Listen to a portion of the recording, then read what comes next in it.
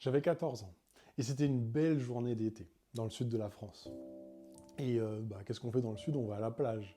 Et comme tu le sais, chaque année, malheureusement, il y a plein de personnes qui se font emporter et des fois, elles disparaissent. Bon, moi, ça se passait très bien.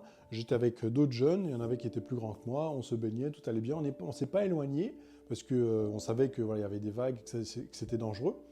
Donc on avait pied, on était tranquille, et jusqu'au moment où malheureusement, bah oui, j'ai senti que j'avais plus pied. En fait, on s'était déjà fait un peu emporter, du coup, j'ai paniqué. Quand j'ai su que j'avais plus pied, parce que je savais que c'était très difficile des fois de rejoindre la plage, franchement, j'ai paniqué. Et franchement, ça m'a marqué parce que j'ai pris du temps après à me réconcilier entre guillemets avec l'eau et surtout les profondeurs. J'avais peur de l'eau profonde. Et heureusement, bon voilà, il y en avait un qui était plus grand que moi, et voilà, il était plus calme. Voilà, il m'a aidé à rejoindre la plage et voilà, ça s'est bien fini. Mais j'aime cette histoire parce que dans Luc 5, où justement il y a un gars qui s'appelle Pierre et qui a fait une pêche miraculeuse. Alors bon, en fait, Pierre il a passé toute la nuit à pêcher, mais il a eu aucun poisson.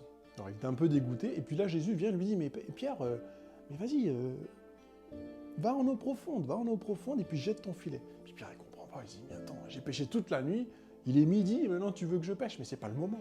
Mais sur ta parole, je te fais confiance et j'y vais. Et du coup, il a jeté ses filets. Puis il a pris tellement de poissons que sa barque a commencé à vraiment être submergée. Et j'aime cette histoire parce qu'en fait, l'eau profonde dans ce texte, c'est le lieu du miracle. Si Pierre n'avait pas obéi à Jésus, s'il lui avait pas fait confiance, il ne serait jamais éloigné en eau profonde, il n'aurait jamais pu pêcher tous les poissons. Dieu, des fois, c'est vrai, il nous pousse hors de notre zone de confort. Il nous demande d'aller en eau profonde. Et par définition, l'eau profonde, c'est le lieu où j'ai pas pied. Le lieu où je ne maîtrise pas la situation. Et c'est exactement là où le miracle arrive. C'est là le lieu du miracle. Alors je ne sais pas ce que tu traverses actuellement.